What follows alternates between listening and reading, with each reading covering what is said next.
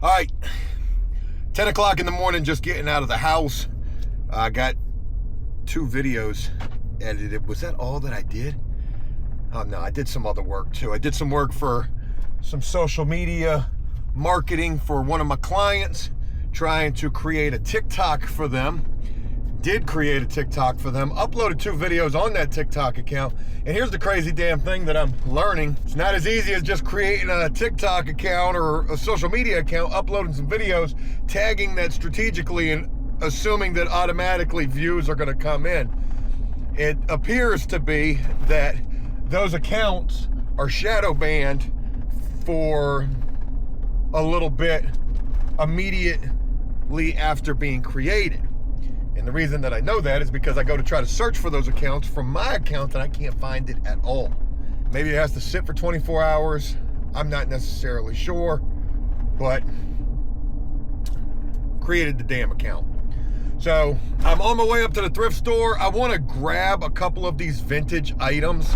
I've had a bunch of people reaching out about this vintage stuff as I'm remarketing strategically the thrift store more in terms of being vintage.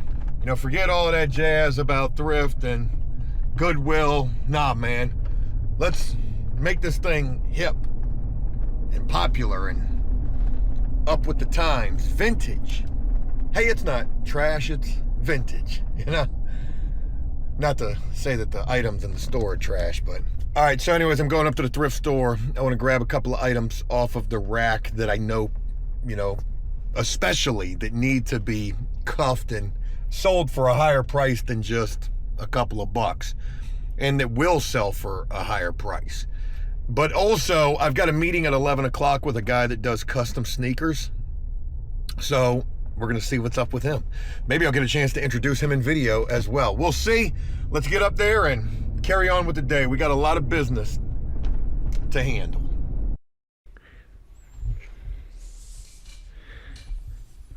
Not sure if I should have put a mic on myself or not, but this painting I really like. Oh, wow. Yeah, and that started out as like spilt ink. Like I just spilled some paint, and that's what I saw in it, so I just painted that. That's badass. And that's an oil painting. All right, getting ready to introduce somebody right here, and this is Jason. How you doing? Jason, what's going on, buddy? Nothing much. Just looking for some shoes to show you in my pictures. So I was filming prior to meeting with you, and I was sharing the fact that I was getting ready to meet with a guy that does custom artwork on shoes, and I'm going to commission a pair, this pair right here as a matter of fact, and ask that Jason here creates a prison vibe or scene on this pair of, are these Chuck Taylors? Yeah, they're called Far From Chuck because they're not, I mean, they're the wildness of them. There's like trying not to be Chuck Taylors, I guess, but yeah, they're Chuck Taylors to me all day, you know what I mean? Here's those Hey Dudes if you want to just like scroll to the, once you hit the pirate ship, then they're done, but There's not going to be any nudes in here, is there? no. That was just me trying to be funny. Nobody wants to see that, trust me. Oh, wow, yeah, the pirate ship is badass. Yeah. That's you? You drew No, that? that's just something in there. That's just like a reference picture, but that's, I was just telling you that was the end of the Hey Dudes. But So I want to talk about you and, you know, what you do a little bit real quick, if you don't mind. no problem. So I met you off of Facebook Marketplace. I saw that you were doing the custom artwork on the shoes. Yep.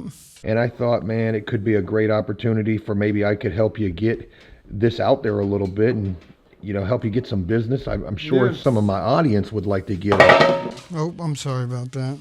I just dropped my phone, but that's cool. I'll get it later.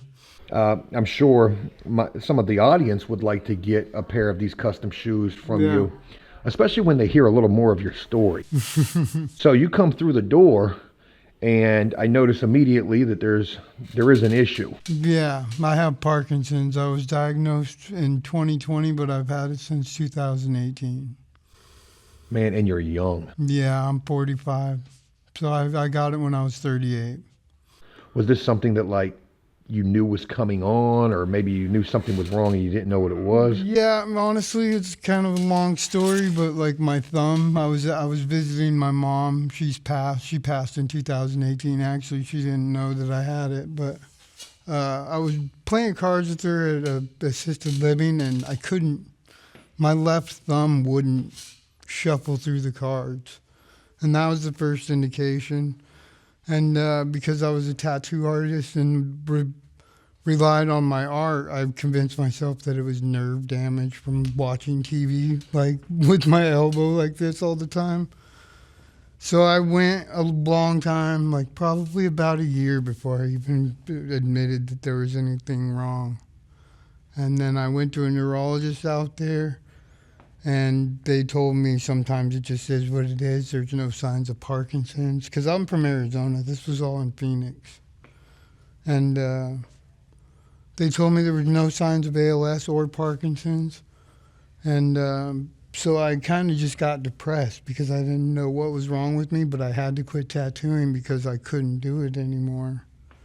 And that's when my dad, who lives out here, ended up coming out and picking me up and bringing me out here. And they diagnosed me almost right away, and I've been living with it ever since.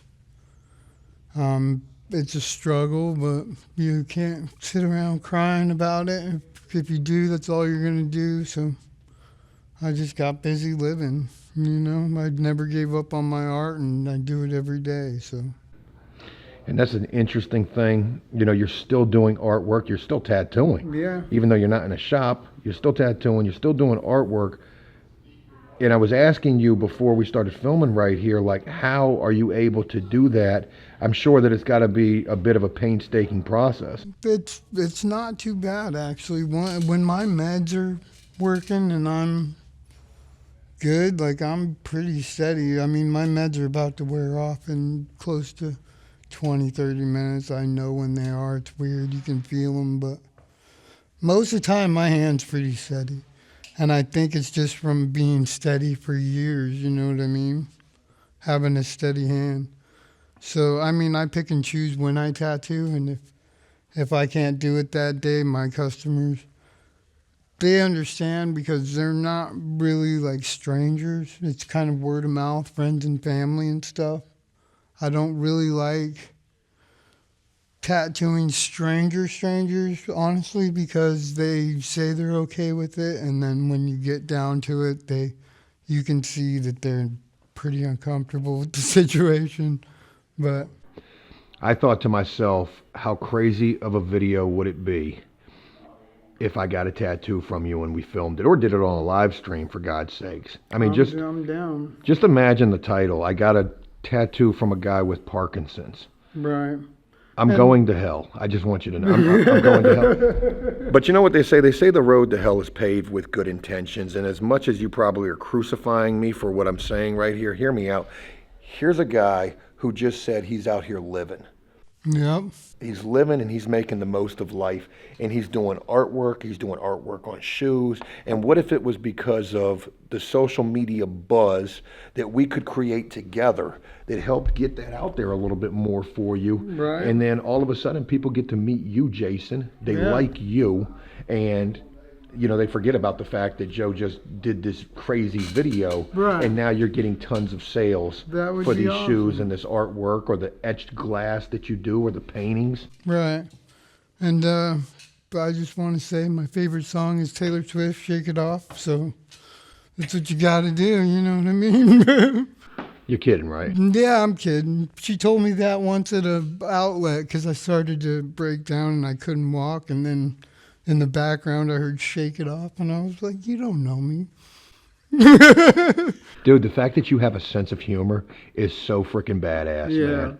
Yeah, I have like I said, if you're not laughing, you're crying, you know what I mean? So I'm going to be honest with you, and you probably have heard this before. When you walked through that door, I was like, what in the hell just came through this door? Because, you know, the first thought that went through my mind was drugs. This guy's tweaking. Yeah, well, I get followed in stores.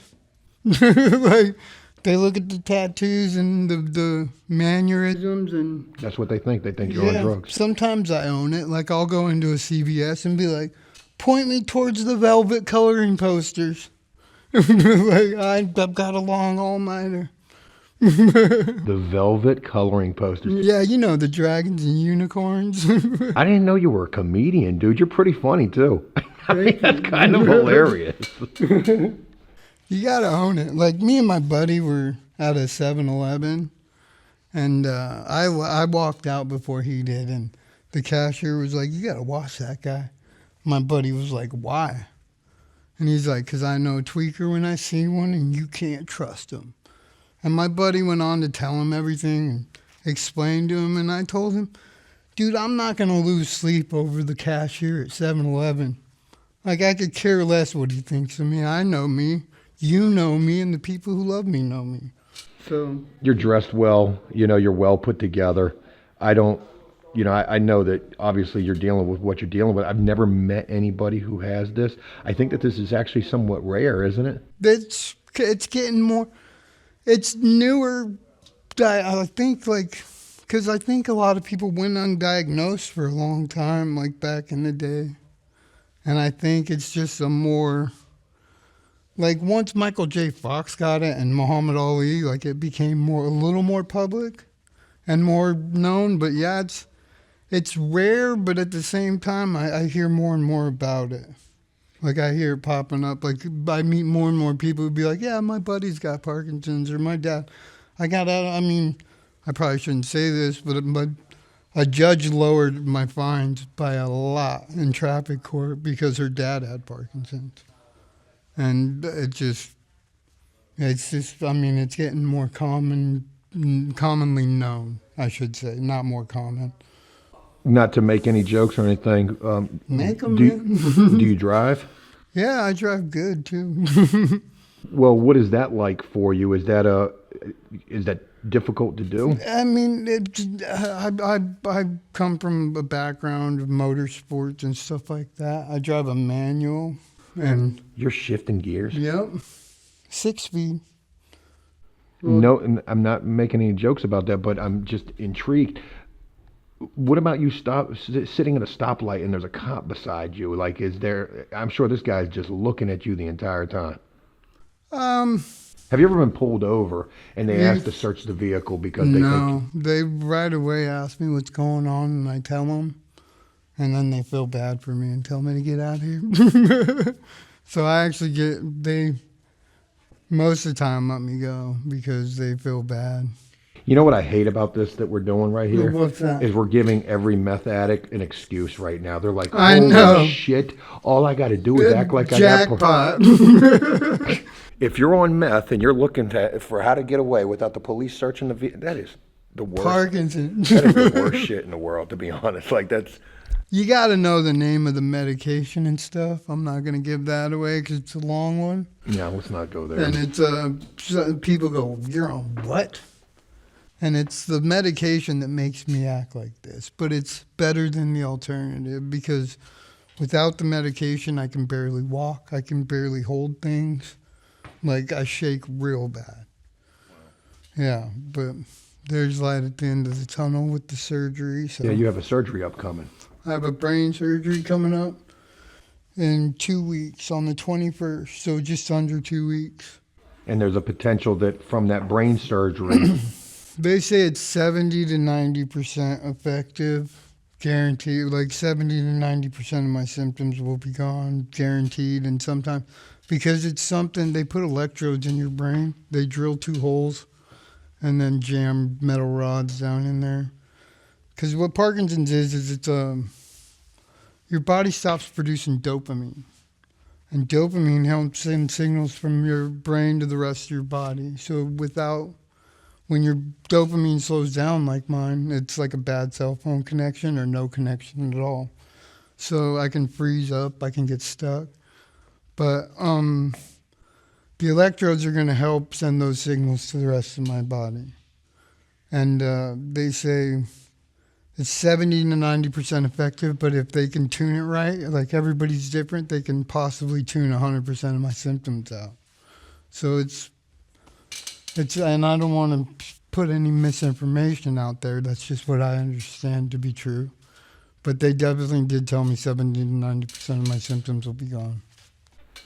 God, you know, it's interesting getting the opportunity to meet you now, and I want to follow up with you after the surgery to see how that goes for you. I know that my audience is going to be so intrigued to get the opportunity to meet you. Would you be okay with me including like your Facebook information if somebody wanted to send you a message? Definitely. Yeah. Oh yeah. I'm going to wrap this up for the time being. I don't want to, you know, keep this camera on you, but Jason, I appreciate getting this opportunity to meet you. I'm going to throw you some business by commissioning this pair of shoes from you. They're going to be sick. I guarantee it. I've already got ideas running around in my head, so. Yeah, and look, I can't wait to see them. And man, who knows what this could be the start of right here, man. Right. This might be you getting introduced to the world via the internet. That'd be awesome. And them really wanting to rock with you and follow your journey. I'm okay with that. Jason, appreciate your time, buddy. Thank you. Yeah. Would it bother you if I film you attempting to draw? Not at all. Like real cholo style lettering. You know what I mean? We could do that because. Oh yeah, that looks nice. That's a nice A.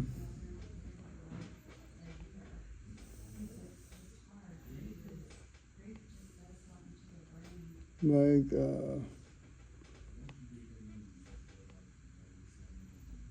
and obviously it'd be a lot better, but I'm just sketching. Yeah. Just to show you, you know what I mean? But like, it'd be like the cholo style lettering with like shading around it, so it looks like the stuff they do in prison. Like. That would be the after. Yeah. So we're talking about how to design these shoes, some jail bars, some razor wire, a silhouette of a guard tower, and then on the inside, it would either say like APS or after prison show. Oh man, these are gonna be dope. For some reason I go G a lot when I do. But let's do that and then show you like basically I would take, let's just say that was done, and then do the outline around it.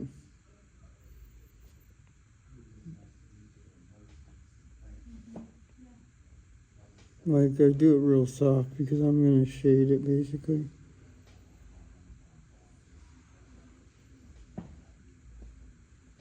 And that's real quick, you know what I mean?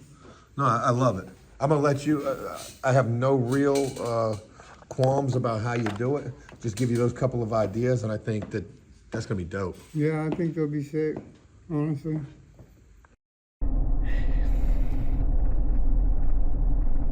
All right, not really a whole hell of a lot else going on today, so I'm gonna go ahead and wrap this video up. What an eventful day it's been. So I got the opportunity to meet with Jason.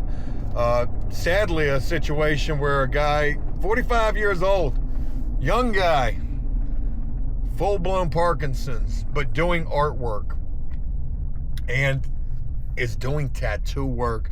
And folks, when I tell you that I am hopeful to be able to do a tattoo video with this guy and to get some tattoo work, can you imagine the implications?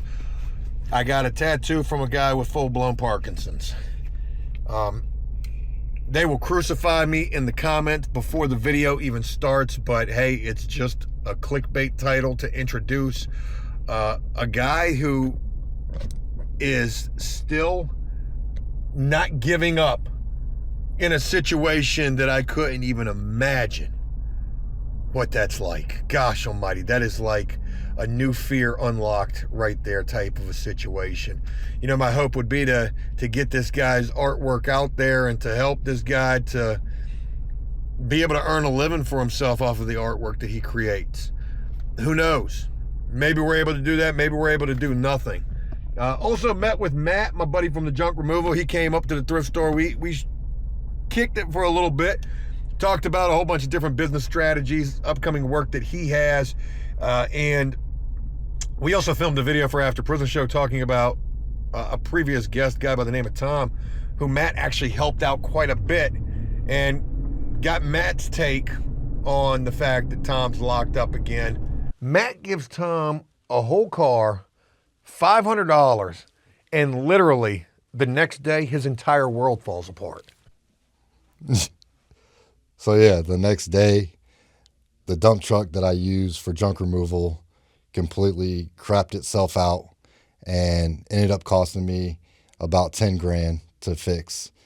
Not only that, but when I gave Tom the car, I had to get the tags eventually, and I got T-boned by another driver in an Uber.